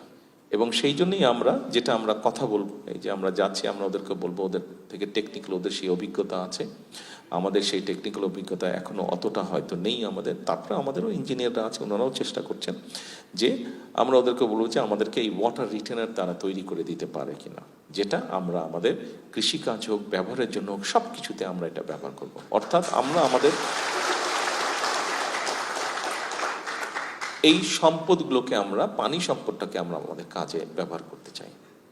এখন আপনাদের সামনে গেল পানির কথা, গেল আমাদের ভবিষ্যৎ প্রজন্মের কথা। এখন আরো দু একটি বিষয় আপনাদের সামনে তুলে ধরতে চাই। আপনারা নিশ্চয়ই একটি খুব কথা শুনেছেন, এর মধ্যে কথাটা খুব পপুলার হয়েছে, বিশেষ করে মা বোনদের কাছে কথাটা খুব পপুলার হয়েছে গ্রামে গঞ্জে, that is family card. Family card নামক একটা কার্ডের কথা আপনারা শুনেছেন। এখন এই ফ্যামিলি কার্ডটা সম্পর্কে আমি বলতে চাই। এই ফ্যামিলি কার্ডটা নিয়ে আমি আর মাহাদি আমিন আমরা প্রায় 11 বছর আগে থেকে কাজ শুরু করেছি। এই ফ্যামিলি কার্ডটার কনসেপ্টটা আমরা ডেভেলপ করছি। এখন বলতে পারেন যে এই ফ্যামিলি কার্ডটা বাই নাও সবাই জানেন। এই ফ্যামিলি কার্ডটা আমরা বাংলাদেশে আমরা হিসাব করে দেখেছি, যেই ডাটা আছে সেই ডাটার হিসাবে আমরা দেখেছি যে প্রায় 4 কোটির মতন ফ্যামিলি আছে। যেই ফ্যামিলির এভারেজ মানুষের সংখ্যা, এভারেজ সংখ্যা হচ্ছে 5 জন হিসাবে ধরলে 4 কোটির মতন ফ্যামিলি আছে। তো আমরা যেটা সিদ্ধান্ত নিয়েছি যে ফ্যামিলি কার্ডটা নামে একটা কার্ড আমরা দিব, এবং এই কার্ডটা আমরা দিব পরিবারের যে মহিলা প্রধান আছে, যিনি পরিবারটা ডে টু বেসিসে ডেইলি পরিবারটা চালান, এই মহিলার হাতে আমরা অর্থটা দিব। আমাদের যারা রিসার্চের রেজাল্টটা বললে আমার উপরে একাংশ খুশি হয়, একাংশ খুব বেজার হয়। যারা খুশি হন তারা হচ্ছে নারীরা খুশি হন, কারণ আমাদের রিসার্চটা আমাদেরকে বলছে যে আপনি যখন একটা সাপোর্ট, ফাইন্যান্সিয়াল সাপোর্ট একজন নারীর হাতে দিবেন, সে ওটা চিন্তা ভাবনা করে খরচ করে, সে তার পরিবারের কথা চিন্তা করে, পরিবারের সিকিউরিটির কথা চিন্তা করে, ভবিষ্যৎ চিন্তা করে, সেভাবে প্ল্যান করে সে খরচ করে। আমরা যতই বলি, অনেকে বিভিন্নভাবে বলে যে না নারীরা অত চিন্তা করে না, কিন্তু নারীরা কিন্তু ঠিকই চিন্তা করতে পারে। তারা প্ল্যান ওইভাবেই করে সেই অর্থটা, সেই রিসোর্সটা সেভাবে ব্যবহার করে। ছেলেদের ক্ষেত্রে দেখা যায়, ছেলেদেরকে একটা রিসোর্স দিলে ছেলেরা একটু গিয়ে গল্প গুজব করে বন্ধু বান্ধব নিয়ে রিসোর্সটা নষ্ট করে ফেলে। তো আর সব ক্ষেত্রে হয়তো না, কিছু কিছু এক্সেপশনসও আছে, বাট ওভারঅল রিসার্চ তাই আমাদেরকে বলে। তো সেই জন্যই আমরা সেই জন্য না, অ্যাকচুয়ালি ব্যাপার হচ্ছে আরেকটা বিষয়। দেখুন আমাদের সামাজিক প্রেক্ষাপটে যেটা হচ্ছে যে 20 কোটি মানুষ, আমরা যত যে যাই প্ল্যান করি না কেন, এই 20 কোটি মানুষের দেশটা যদি আমরা চিন্তা করি, দেখেন মালয়েশিয়া বিশাল একটা দেশ, কিভাবে ল্যান্ড ওয়াইজ বিশাল, কিন্তু পপুলেশন কত এখন? 2.5 কোটি, ওদের 3 কোটি পপুলেশন। 3 কোটি মানে ঢাকা শহরে যেই পপুলেশন থাকে, ঢাকা শহরে বোধহয় 3 কোটির বেশি পপুলেশন থাকে। মানে পুরা মালয়েশিয়াকে আপনি ঢাকা শহরে নিয়ে আসেন, সাইজ অফ দি ঢাকা শহর মালয়েশিয়া। কিন্তু আপনি যদি ওভাবে চিন্তা করেন, তার মানে 20 কোটি মানুষ, ইটস এ হিউজ কান্ট্রি। 3 গুণ ইউকের, 3 গুণ ইউকের মানুষ হচ্ছে 7 কোটি, বাংলাদেশ হচ্ছে 20 কোটি মানুষ, কাজে ইউকেরও 3 গুণ বড়। তার মানে কত বিশাল একটা দেশ।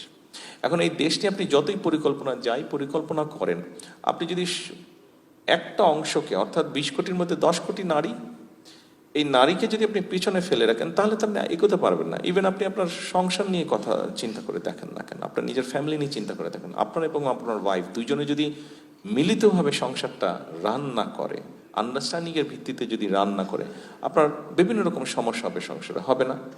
ঠিক দেশটা কিন্তু এরকমই একটা বিষয়। এবং এই নারীদেরকে আমরা এম্পাওয়ার্ড করতে চাই। দেশে হচ্ছে বেগম খালেদা জিয়া যখন দেশ পরিচালনা করেছিলেন 91 এবং তারপরে 2001 সময়, উনি দুটো যুগান্তকারী পদক্ষেপ নিয়েছিলেন। সেটা হচ্ছে নারীদের শিক্ষা কিন্তু উনি ফ্রি করে দিয়েছিলেন। প্রথমে 1 থেকে 10, পরে ক্লাস 12 পর্যন্ত উনি ফ্রি করে দিয়েছিলেন নারীদের শিক্ষা। এই মেয়েরা কিন্তু শিক্ষিত হয়েছে।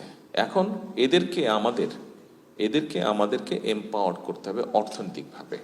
এর ভিতরে আমরা আরেকটি সিদ্ধান্ত নিয়েছি যে আমরা এই মেয়েদেরকে আমরা আরো এডুকেট করতে চাই, এবং তার হিসাবে আমরা ডিগ্রি পর্যন্ত মেয়েদের ফ্রি করার চিন্তা করেছি, পরিকল্পনা করেছি। মেয়েদের শিক্ষা ব্যবস্থার ডিগ্রি,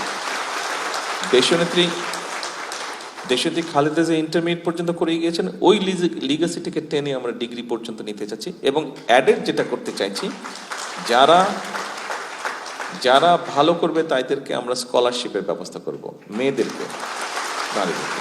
আচ্ছা, এখন আসেন, এই যে বললাম ফ্যামিলি কার্ড, এই ফ্যামিলি কার্ডের মাধ্যমে আমরা মহিলাদের হাতে ধীরে ধীরে, প্রথমে আমরা যারা নিডি, যারা ওয়ার্কিং ক্লাস, নিডি, দুস্থ, নিম্ন মধ্যবিত্ত, এরকম নিম্নবিত্ত, এই ধরনের মহিলা যারা আছেন, ফ্যামিলি যারা আছেন, তাদেরকে আমরা প্রথমে এটা দেব।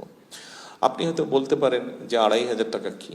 দেখুন, আপনার কাছে হয়তো 2,500 টাকা কিছু না, কিন্তু দেশের গ্রামে আপনি যান, 4 কোটির মধ্যে 2 কোটি পরিবার পাবেন যার কাছে 2,500 টাকা অনেক মূল্যবান টাকা, অনেক মূল্য যার কাছে।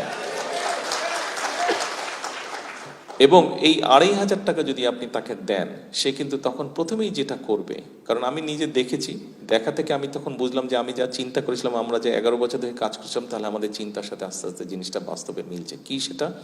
যারা পেয়েছে তাদেরকে জিজ্ঞেস করেছে, সাংবাদিকরা, ওই যে ওখানে সাংবাদিকরা আছেন, ওনাদের মধ্যে অনেকে জিজ্ঞেস করেছেন, যখন যেখানে বিভিন্ন জায়গায় ফ্যামিলি কার্ড আছে, যে কি করবেন টাকাটা দিয়ে। বলে প্রথমে আমার দেখবো প্রয়োজনীয় ওষুধ যেটা সেটা কিনবো, তারপরে বাচ্চাদের প্রয়োজনীয় যে জিনিসটা সেটা কিনবো। তার মানে চিন্তা করে দেখেন, প্রথমে সে পরিবারের অসুখ বিসুখ যারা আছে তাদের ওষুধ কিনবে, এসেনশিয়াল জিনিসটা, তারপরে বাচ্চাদের যেটা প্রয়োজনীয় জিনিস সেটা কিনবে, তারপরে পরিবারের একটু বেটার খাবারের ব্যবস্থা করবে। আমরা যেটা দেখেছি, এই কাজগুলো তো হবেই, এই কাজগুলোর সাথে দেখুন, যখন সে একটু বেটার হয়ে যাবে, যখন তার খাওয়ার পরিমাণটা একটু ভালো হবে, একটু বেটার খেতে পারবে, তারপরে যখন তার অসুখ বিসুখের বিষয়টা কমে আসবে, ওষুধ কিনতে পারলে যখন সুস্থ হয়ে আসবে, তখন সেখান থেকে কিছু টাকা আবার তার কাছে বাঁচবে, ওই 2,500 টাকা থেকে। একসময় তার হাতে তার বেসিক প্রয়োজনটা যখন 2 বছর 3 বছর পরে কমে আসবে, তার হাতে যখন সঞ্চয়টা আস্তে আস্তে বাড়বে, ওই 2,500 টাকা থেকে সঞ্চয়টা বাড়বে, তখন সে কিন্তু আরেকটা কাজে মন দেবে। কি সেটা? সে তার ক্যাপেবিলিটি এবিলিটির মধ্যে ছোট ছোট ছোট ছোট ইনভেস্ট করবে। সে বিভিন্নভাবে মহিলারা ইনভেস্ট করবে, কাজ করবে, হয়তো 5টা ছাগল কিনবে বা 10টা হাঁস কিনবে, এটা উদাহরণ হিসেবে বললাম। অর্থাৎ সেখান থেকে যে ডিম আসবে সেটা সে নিয়ে ওখানে বিক্রি করবে, দোকানে বিক্রি করবে। ছাগল হবে, ছাগল সে কোরবানির সময়, ঈদের সময় বিক্রি করবে, অথবা অন্য কোথাও বিক্রি করবে। অর্থাৎ তার কিন্তু আস্তে আস্তে আর্নিংটা বাড়ছে, অর্থাৎ সেই জমানো টাকাটা সে কিন্তু ইনভেস্ট করছে, অর্থাৎ মানিটা কিন্তু রিসাইকেল হচ্ছে। এটা হলো একটা সাইড। আপনি চিন্তা করে দেখুন, অনেকে বলছে যে এই টাকা দিবেন, এই টাকা তো কি হবে, এই টাকা তো খেয়ে পরে শেষ করবে। হ্যাঁ ঠিক আছে, খেয়ে পরে শেষ করবে। আমরা যাদেরকে 2,500 টাকা করে দিতে চাইছি, তারা তো ওই টাকা দিয়ে ইউকেতে, লন্ডনে বাড়ি কিনবে না, সিঙ্গাপুরে বাড়ি কিনবে না, পাচার করবে না। ওই টাকাটা তো ভেরি মাচ দেশের ইকোনমির মধ্যে রয়ে যাবে। আচ্ছা, কোথায় ইকোনমির মধ্যে রয়ে যাবে?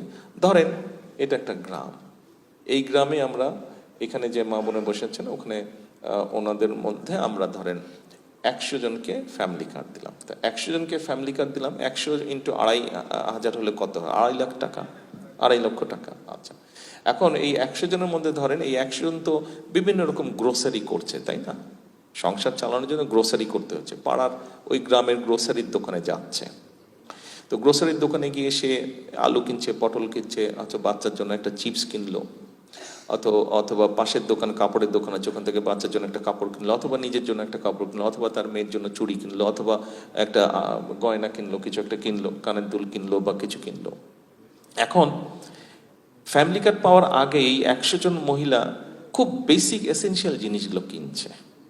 আমি যে আইটেমগুলোর কথা বললাম, সেটা চিপসের প্যাকেটই বলি, সেটা চুড়ির কথাই বলি, সেটা গয়নার কথাই, দেশি তৈরি গয়নার, ইমিটেশনের গয়নাই বলি, অথবা ফ্রক বলি, শাড়ি বলি, গামছা বলি, এগুলা কি ইম্পোর্টেড ব্র্যান্ডেড আইটেম? একটাও ইম্পোর্টেড বা ব্র্যান্ডেড আইটেম না। আমরা ব্র্যান্ডেড বলতে যা বুঝি, none of this items are branded অথবা ইম্পোর্টেড না। অর্থাৎ প্রত্যেকটা কিন্তু লোকাল ইন্ডাস্ট্রি প্রডিউস করছে। এখন যখনই ওনারা এই মুহূর্তে, যারা পায় নাই, এই মুহূর্তে যখন তারা ফ্যামিলি কার্ড পায়নি, তারা শুধু বেসিক জিনিসগুলো কিনছে ওই দোকান থেকে। কিন্তু আপনি চিন্তা করেন, যেই মাস থেকে তারা ফ্যামিলি কার্ডের অ্যালাউন্সটা পাওয়া শুরু করবে, ওই মাস থেকে কিন্তু ওই দোকানগুলোর সেল বাড়া শুরু করবে, তাই নয় কি? আচ্ছা, তার মানে ওই দোকানের সেল বাড়ছে। আপনি চিন্তা করেন, সেল বাড়ার সাথে সাথে কি হচ্ছে, দোকানদার দেখছে আরে আগে কিন্তু আসতো 10 জন, এখন কিনতে আসছে 50 জন, মানে 40 জন ক্রেতা তার বেড়ে গিয়েছে। এখানে তিতুমির সাহেব আছেন, উনি ইকোনমিক্সটা ভালো বলতে পারবেন। তো 40 জন কিনতে পারছে। এখন দোকানদার 40 জনকে মানে 40 জনকে সার্ভিস দিতে কি হিমশিম খাচ্ছে। তখন দোকানদার কি করলো, আগে ছিল একা, তখন ও একজনকে হায়ার করলো, একজন কর্মচারী সে রাখলো, অর্থাৎ একটা জব ক্রিয়েট হলো, একটা কর্মচারী সে রাখলো, একটা জব ক্রিয়েট হলো। আচ্ছা, আমি যেই 4টা-5টার কথা বললাম, যে আইটেমগুলোর কথা বললাম, আপনি চিন্তা করেন, তখন তার এখন ওই ডিমান্ডটা বেড়ে গেল। আগে বেচারা মা হয়তো বাচ্চা, ছোট বাচ্চা মেয়ে, তার জন্য হয়তো সারা মাসে একটা চিপসের প্যাকেট কিনতো। এখন কিন্তু সারা মাসে হয়তো প্রতি সপ্তাহে সে একটা করে চিপস মাসে 4টা কিনবে। এখন মাসে একটা কিনছে, তখন কিন্তু সে 4টা কিনবে। অর্থাৎ চিপসের কাটতে কিন্তু বাড়লো, চিপসের সেল ওখানে বাড়লো, ওর প্রোডাকশন বাড়লো, ও আলু চাষির কাছ থেকে আলু বেশি কিনছে এখন। দেখেন ইম্প্যাক্টটা কোথায় যাচ্ছে, যে চিপসটা বানাচ্ছে যেই আলু চাষির কাছ থেকে আলুটা কিনছে, সে কিন্তু এখন কিনে হয়তো 5 মণ আলু, তখন কিনবে সে 20 মণ আলু। তার কারণ তার প্রোডাকশন, তার রিকোয়ারমেন্ট বেড়ে গেছে। আচ্ছা, এখন আলুটা যে চাষবাস করছে ওখানেও তো খেতে খামারে কাজ করছে। আচ্ছা, তারপরে আলুটা আগে 5 মণ আলু আনতে হয়তো 1 ট্রাক লাগতো, এখন 20 মণ আলু আনতে হয়তো 4 ট্রাক লাগবে। তার মানে ট্রাকের ড্রাইভারের একটা জব হলো, আলুগুলো যে উঠাচ্ছে, স্টোরিং করছে। অর্থাৎ আপনি দেখেন মাল্টিপ্লাই করেন জিনিসটাকে, কোথায় ইকোনমিক গ্রোথটা কোথায় হচ্ছে। এখন আমরা 2,500 টাকা দিলাম, 100 জনকে দিলেন আপনি 2.5 লাখ টাকা।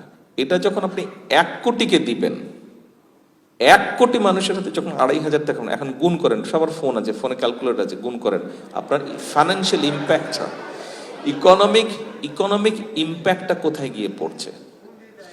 এবং কিন্তু এই যে আপনি 2,500কে 1 কোটি দিয়ে গুণ করলে যেই টাকাটা হয়, আমি কাউকে উদ্দেশ্য করে বলছি না, আমরা অতীতে দেখেছি এই টাকাটা অনেকে ব্যাংক থেকে লোন নিয়েছে, এই করবে সেই করবে, কিন্তু সেই টাকার দেশে থাকেনি, সেই টাকা কোথায় চলে গেছে আপনারই জানেন। সো এই হচ্ছে আমাদের চিন্তাটা, আমরা এই জন্য ফ্যামিলি কার্ড করতে চাইছি, অর্থাৎ আমাদের উদ্দেশ্য। এবার যদি বাজেটটা খেয়াল করে থাকেন আপনারা, এই বছরে যে বাজেটটা আমরা দিয়েছি, এই বাজেটটা, এখানে আমার ধারণা কয়েকজন এখানে উপস্থিত আছেন যারা বিভিন্ন বিশ্ববিদ্যালয়ে আপনারা পড়ান, খুব সম্ভব এখানে ইকোনমিক্সের টিচারও মনে হয় আছেন, হয়তো 2-1 জন থাকলেও থাকতে পারেন। বাজেটটা যদি আপনারা খেয়াল করে দেখেন, বাজেটটাতে আমরা কতগুলো পদক্ষেপ গ্রহণ করেছি। দেশে যেই ধরনের জিনিসপত্র প্রডিউস হয়, ইন্ডাস্ট্রি, লোকাল ইন্ডাস্ট্রি যে আছে, এবং সে দেশে আপনার এই গ্লাসটা তৈরি করার ইন্ডাস্ট্রি আছে, বাট একই সাথে কোনো একজন ব্যবসায়ী গ্লাসটা আবার ইম্পোর্টও করছে। আমরা যেটা করেছি, যেই লোকটা র মেটেরিয়াল ইম্পোর্ট করে গ্লাসটা বানাচ্ছে, দেশে ম্যানুফ্যাকচার করছে, তার র মেটেরিয়ালের ডিউটিটা আমরা কমিয়ে দিয়েছি। আর যেই লোকটা টোটাল প্রোডাক্টটাকে ইম্পোর্ট করছে, তার ইম্পোর্টের উপর আমরা ডিউটিটা বাড়িয়ে দিয়েছি। অর্থাৎ আমাদের উদ্দেশ্যটা হচ্ছে লোকাল ইন্ডাস্ট্রিটাকে সাপোর্ট দেওয়া, লোকাল ইন্ডাস্ট্রিটাকে সাপোর্ট দেওয়া। কারণ লোকাল ইন্ডাস্ট্রি যদি সাপোর্ট দেয়, গ্রো করে, আমার বেকার ছেলেমেয়েরা চাকরি পাবে, আমার ইকোনমি গ্রো করবে। এটাই হচ্ছে আমাদের উদ্দেশ্য, এটাই হচ্ছে আমাদের লক্ষ্য। প্রিয় ভাই বোনেরা, এটা খুব সংক্ষেপে 2 লাইনের মধ্যে বাজেটের একটি বিষয় আপনাদের সামনে তুলে ধরলাম। বাজেটের আরেকটি ঘটনা বলি। বাজেটের আরেকটি ঘটনা হচ্ছে যে এখানে দেখেন অনেকে, ওই যে উনি আইফোনে রেকর্ড করছে, খুব সম্ভব একটা কন্টেন্ট মেক করবে উনি, আরো কয়েকজনকে আমি দেখছি এখানে করছে। ওইদিকেও ক্যামেরার পাশাপাশি মনে হচ্ছে সাংবাদিক ভাইদের কাছেও মনে হচ্ছে কয়েকজন মোবাইলে রেকর্ড করছে। ওনারা নিউজ কভার করছে, ওখান থেকে আবার কেটে কেটে ছোট ছোট কন্টেন্ট বানাবে। আপনার ভিয়েতনাম গত বছর খুব সম্ভবত, রেহান আমাকে প্লিজ কারেক্ট করে দিন, তারা বোধহয় প্রায় $100 মিলিয়ন আর্ন করেছে কন্টেন্ট মেকিং থেকে। $100 মিলিয়ন আর্ন করেছে কন্টেন্ট মেকিং থেকে শুধুমাত্র। আমাদের ছেলেমেয়েরাও অনেক জিনিস ছেলেমেয়ে আছে আমাদের। স্বাভাবিকভাবে গভর্নমেন্ট চালাতে হলে তো রেভিনিউ লাগবে। এমনি চিন্তা ভাবনা হয়েছিল যে কন্টেন্ট মেকিং, বিশেষ করে মানে যারা কোম্পানির জন্য কাজ করবে কন্টেন্ট মেকিং এর জন্য, তাদের উপরে 7.5% একটা ট্যাক্স চিন্তা ভাবনা করা হয়েছিল। আমরা যখন বসলাম, যারা কাজ করে, আমরা যারা পলিটিশিয়ান, আমরা যখন বসলাম যে না, এটা করা যাবে না। এটা এই জন্য করা যাবে না বিকজ আমাদের এই ইন্ডাস্ট্রিটা গ্রো করছে 1 নম্বরে, এবং এখানে অনেক ছেলে মেয়ে আছে যারা এইটা করেই বেচারারা চলে, এটা করেই সে তার ফ্যামিলিকে সাপোর্ট দিচ্ছে, এটা করেই তার নিজেকে সে সাপোর্ট দিচ্ছে। আমরা এখনই তাদের উপর ট্যাক্স ইম্পোজ করতে চাই না, সেই সম্পূর্ণ সেটাকে আমরা 0 ট্যাক্স আমরা করে দিয়েছি। অর্থাৎ এই আইটি সেক্টরটাকে আমরা গ্রো করতে চাই। আপনারা যদি আইটি সেক্টর নিয়ে আরো যেসব বিষয় আছে বাজেটে, আইটি সেক্টরে যদি যান, দেখবেন যে সব জায়গায় ট্যাক্স উঠিয়ে দিয়েছি আমরা, অথবা ট্যাক্স রিডিউস করে দিচ্ছি। প্রত্যেকটা আইটেম উঠবে, সেটা ল্যাপটপ হোক, কম্পিউটার হোক, সব জায়গায় কিন্তু কমন হচ্ছে সব জায়গায়। অর্থাৎ এই সেক্টরটাকে আমরা উঠাতে চেয়েছি। আমাদের ইয়াং জেনারেশনের মধ্যে যারা এইটাতে ভালো, আইটিতে যারা বলে, তারা যাতে উৎসাহ পায়, তারা যাতে সেখানে জব ক্রিয়েট করতে পারে, নিজেদের জবের জন্য ক্রিয়েট করতে পারে, অন্যের জন্য জব ক্রিয়েট করতে, ওই স্কোপটা আমরা তৈরি করতে চাইছি। আচ্ছা, এরপরে অনেকগুলো তো আলাপ করলাম, এরপরে আর কোন বিষয়টা আলাপ করা যায়? হ্যাঁ, প্রবাসী, বুঝতে পারছি, কৃষি কার্ড, প্রবাসী কার্ড।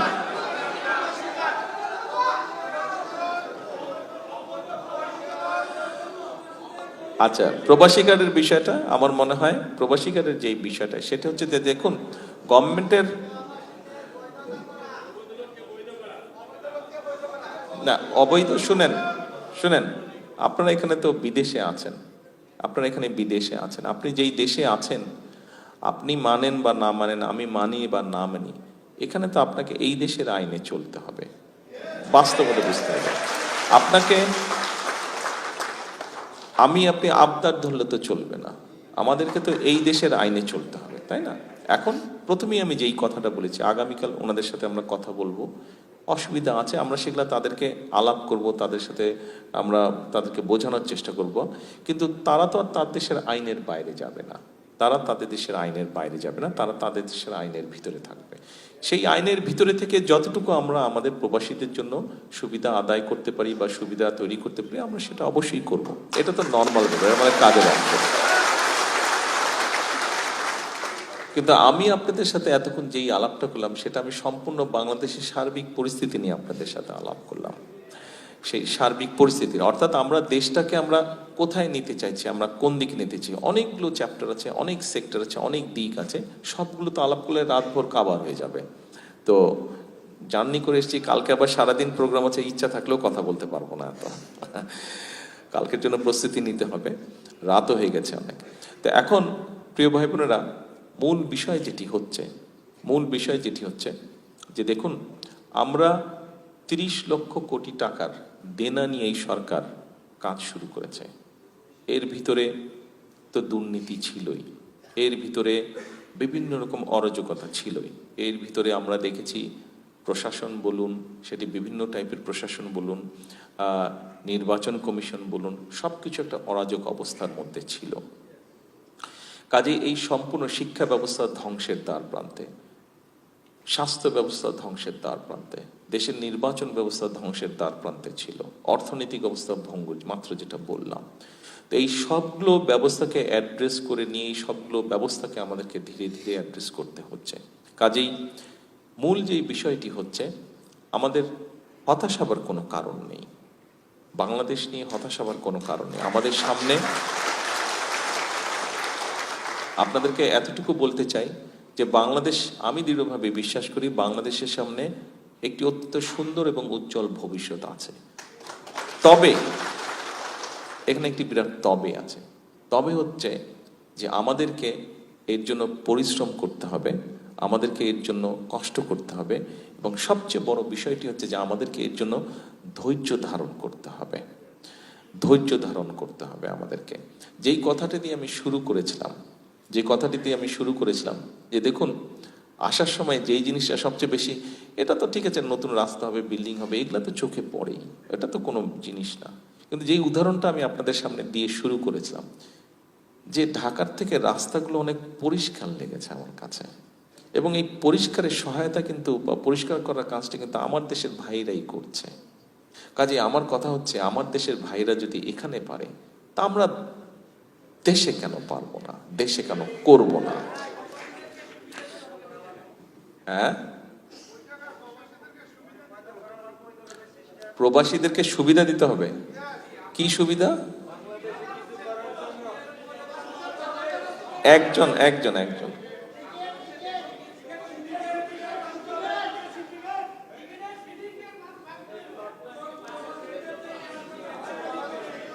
আচ্ছা ভাইরা, সবাই একটু চুপ করবেন।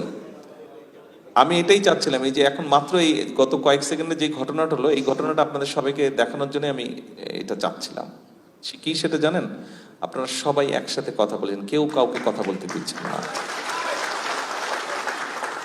আপনারা সবাই কেউ কাউকে কথা বলতে দিচ্ছেন না। তার ফলে কি হচ্ছে জানেন? কোনোটাই হচ্ছে না, কারোটা কেউ বুঝতে পারছে না, কারোটা কেউ শুনতে পাচ্ছে না, এবং আমিও কিছু করতে পারছি না।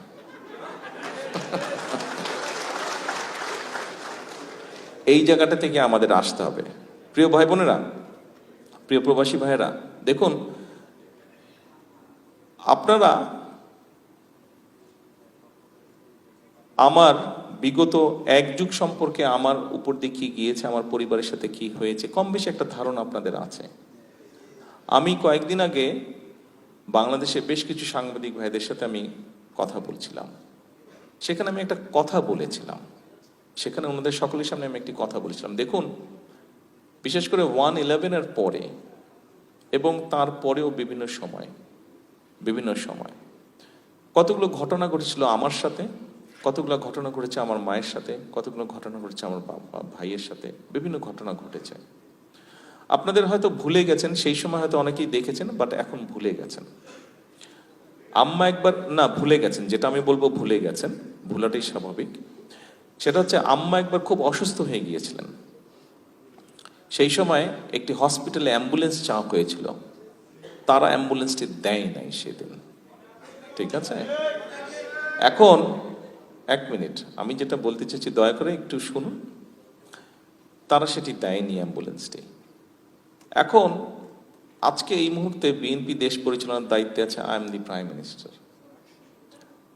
আমি চাইলে ব্যক্তিগত আক্রোশ থেকে হয়তো আমি প্রতিশোধ নিতে পারি, কিন্তু আমি যদি নেই তাতে বেনিফিটটা কি হবে বলতে পারেন? কোনো বেনিফিট হবে কারো? কোনো বেনিফিট হবে না। যেই কথাটি আমি বলতে চাইছি, আমি গত প্রায় কতক্ষণ ধরে কথা বলছি, 1 ঘন্টা হচ্ছে। এই যে গত 45 মিনিট ধরে কথা বলছি, গত 45 মিনিট যাবত কথা বলছি, যে জিনিসটা আপনাদেরকে বোঝাতে চাইছি সেটি হচ্ছে যে দেখুন, আমাদেরকে একটি বিষয় থেকে বের হতে হবে। আপনাদের সামনে যে পরিকল্পনাগুলো তুলে ধরলাম, এই পরিকল্পনাগুলো আমাদের সবার জন্যই আমরা করেছি। আমরা যদি সকলে মিলে হইচই করি, সকলে মিলে যদি শুধু নিজেরটা দাবি করি, তাহলে কোনোটাই হবে না। শুধু যদি নিজেরটা আমরা চিন্তা করি, কোনোটাই হবে না। দেশ আমাদের সবার, আমাদেরকে সবাইকে ধৈর্য ধারণ করে ধীরে ধীরে এগোতে হবে। সেজন্য আজকে আপনাদেরকে বলবো, আপনি প্রবাসী, হ্যাঁ আপনি প্রবাসী, আমিও তো দেশি। আপনার যেরকম দেশের উপরে দাবি আছে, আমার উপরে দেশের উপরে দাবি আছে, রাইট?